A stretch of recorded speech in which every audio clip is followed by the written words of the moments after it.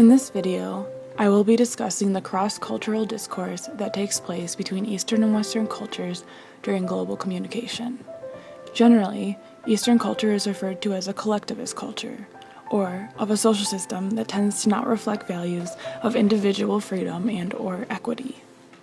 Western culture, on the other hand, is referred to as being an individualistic culture, or of a social system that tends to emphasize both the values of equality and individual freedom.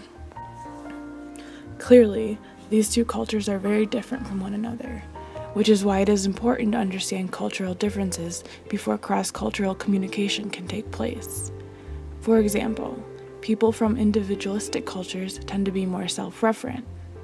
This means that those of that culture are often more aggressive in negotiation. In collectivist cultures, on the other hand, this aggressiveness is viewed very differently. Where aggressive negotiation is simply the way of business in the West, cultures in the East view the same type of aggressiveness as an attack on the individual presenting a business idea. This is clearly a pivotal piece of information to have, as to not sever potentially long-term business partnerships.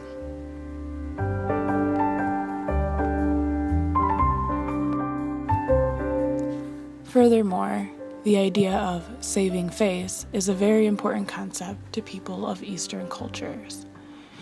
The closest understanding of what face means in Western context is the concept of a reputation. According to Sanchez-Burks et al., Eastern communication is strongly influenced by people's motivation to use and attend to communication cues that preserve face and interpersonal harmony in their everyday interactions. Both face and harmony are extremely important for Eastern cultures, and therefore something a Westerner wishing to communicate cross-culturally should consider. All this being said, it is of the utmost importance to take generalizations such as an individualistic culture and a collective culture at face value. Socialization, ultimately, is an individual process, and people from both Western and Eastern cultures will never fit cleanly into this category.